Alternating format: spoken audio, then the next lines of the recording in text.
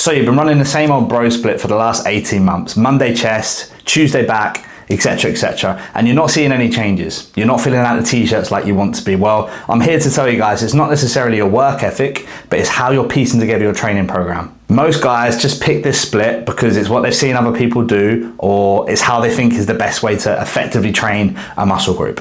When in actual fact, this can be counterproductive. I've trained like this before. Many of my clients before coming on board have also trained like this before, but it's not the most optimal way of building muscle. So in this video, I'm going to break down the key elements to refine your training program when it comes to frequency, volume, exercise selection, and recovery in order to maximize your growth. But firstly, I'm Kieran Colbert. I've been online coaching for 10 plus years, working with hundreds of different individuals, helping them pack on as much muscle as possible. I've also added over 70 pounds of muscle myself, so I kind of know what I'm talking about. Now, before we delve into the video, guys, make sure to check out the link below where I have linked my Skinny Guides to Getting Jacked ebook. Is a full comprehensive guide. It's completely free, guys. Click on the link and that will take you to the landing page, and then you can get your free copy direct in your inbox. So we'll get into it, starting with volume. Now, this is where a lot of people go wrong. If you're following the chest day, back day, leg day, arm day training split, what you're essentially doing is maximizing all of your volume within that session. Now, what I mean by volume is total sets across the whole week. So the first thing we need to consider is the amount of volume that we actually need in order to create an adaptive response, and that's what we're trying to do in the gym. We're breaking down muscle tissue in order to create an adaptation. We're trying to provide the body with a novel stimulus, right? Now, the body's gonna adapt to that novel stimulus, i.e. come back bigger and stronger, repair broken down muscle tissue.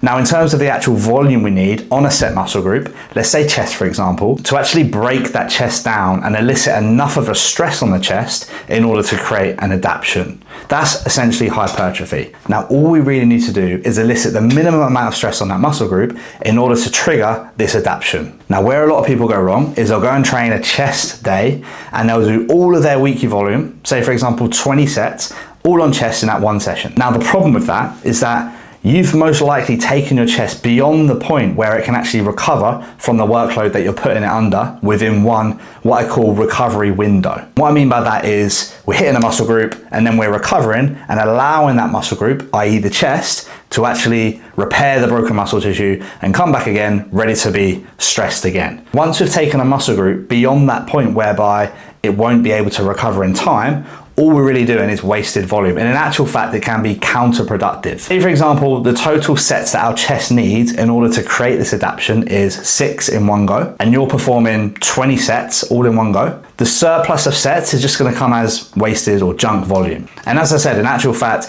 you may even not recover from that. Now, this is where a lot of people go wrong. They think that the more volume we can do, the more stress we can elicit in one go, the bigger pump we can get in that session, the more that's gonna lead to hypertrophy. When in actual fact, if you're surpassing the point in which you can recover from in that one session, all we're really gonna do is just provide a surplus of requirements in terms of volume. But not only that, is we may actually get a diminishing return if we're taking our chest, for example, beyond the point in which it can recover from. And you'll notice if you're going into your session the next time to hit that muscle group and you're not taking logbook progressions. Now, the minimum in terms of what a muscle group needs in order to create this adaptation is much lower than people think it is. And even more so if you're in the relatively early stages of your training. If you're going and hitting a chest session and completing 15, 20, maybe even 25 sets on your chest, and your chest only really needs 6 to 8 sets, and moreover your chest can only really recover from 6 to 8 total sets, all we're really doing with the additional sets is creating junk volume that we can't recover from and is actually going to impede our ability to recover. So the old-fashioned chest day where we're going and hitting 5 or 6 exercises on chest, 3 or 4 sets on every single exercise, is completely outdated. So firstly, we need to address our volume and know how much volume we need as a baseline in order to create this adaptive response,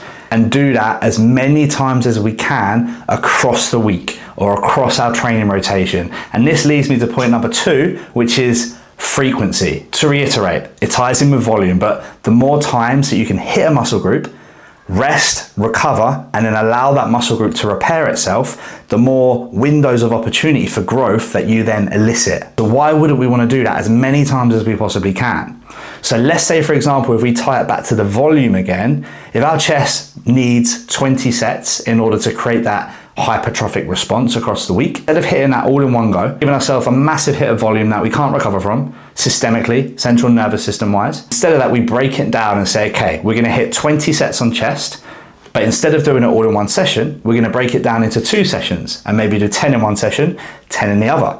This is where it might be beneficial to do 2 push sessions across the week. And we'll come to rotation in a moment. We might even want to split it across 3 sessions per week and do 3 sessions of upper body. Now, how many times we split that across the week will come down to where you are within your training age, the level of muscle maturity you already have, and what you need to do to impact the body into growing more muscle. Now, point number 3 is exercise selection. And I think this is really, really important. And what a lot of people do is they'll pick movement patterns that they see everyone else doing just because this is the movement that you have to do. For example, in my earlier years of training, I was hammering my chest on a barbell bench press over and over again, even though it felt awful on my joints. I couldn't really connect with the chest and I just didn't like the movement, but I kind of knew that you had to bench press, so I thought I knew. So I was just bench pressing relentlessly week after week after week, nursing shoulder pain, not really progressing or making any really progress with my chest. It wasn't until I introduced, for me it was a cuffed fly variation where I can get much more sensation through the chest, I could feel the chest connect with it, and I start to see growth. My pressing movements, they're all improved as well, because I had a better sensation and ability to contract my press. This is just an example of not being too married to a certain way of training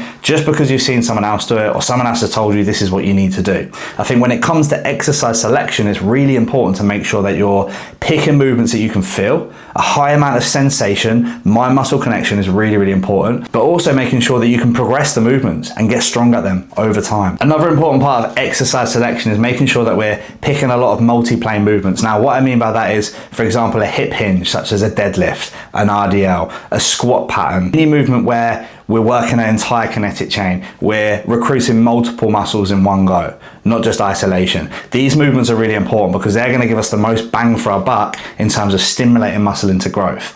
But I think a lot of people get so lost in these movements, they almost forget the isolation and think that isolation doesn't really have a place, or it's just fluff work. But in actual fact, your isolation work is going to help you in terms of really targeting and honing in on isolated muscle.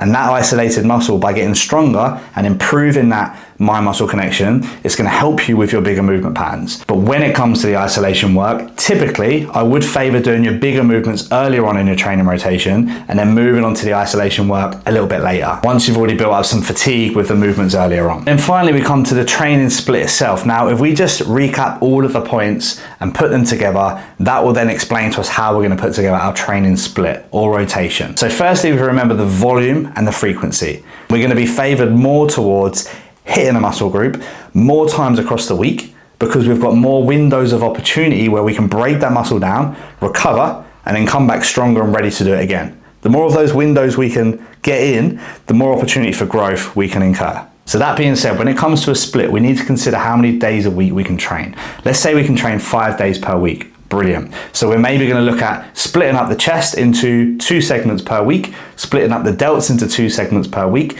and then the same with the legs. So we could go with a rotation of maybe upper, lower, rest, push, pull, lower body. So that way in the upper body session, we're hitting maybe 2 to 3 exercises on chest, delts, and back with a little bit of arms. In the lower body session, we're hitting maybe an anterior focused lower body where we're doing more of the quad work. Then we move into a push where we're hitting predominantly chest, delts, triceps, again, 2 to 3 exercises on each. Then the pull session, where essentially it's going to be back, traps, rhomboids, rear delts, biceps, 2 to 3 exercises on each. And then the other lower body session, which would be more of a posterior focus session, glutes, hamstrings, etc. This way, every single muscle group is getting hit twice per week. Then we've got to think about the exercise selection within those sessions. We're picking movements that we can connect well with, we can progress over a period of time, they feel safe and they feel good. Starting with our multi-plane movements, and we're trying to bias our training around as many of these as we can get away with, and then finishing with our isolation work. And with the isolation work, remember, it's really, really important to do this, as this is going to help and contribute towards your bigger movements. An alternative to this rotation could quite simply be upper, lower, and then a full body. Or you could even go upper, lower, and then a third upper body session. With those upper body sessions, you're hitting chest again, but 3 times across the week, delts 3 times across the week, so on and so forth. And because you're splitting your upper body across 3 sessions per week, you would still take the total sets, but divide them by the 3 sessions. So you might only be doing 6 or 7 sets 3 times a week, as opposed to 10 sets twice per week. Hopefully you're starting to understand the idea here now behind frequency and volume and how this is generally the makeup of what makes a good training program. So guys, we've covered how to piece together the most optimal training program for growth to fast track your progress. I hope this has helped some of you. This is the method that we apply with all of our guys and girls to help them get as jacked as physically possible as quickly as they can. If this video has been of help for you guys, make sure you drop us a thumbs up. Drop any questions in the questions box below. Drop us a subscribe, and we look forward to bringing you more educational content in the future. Peace.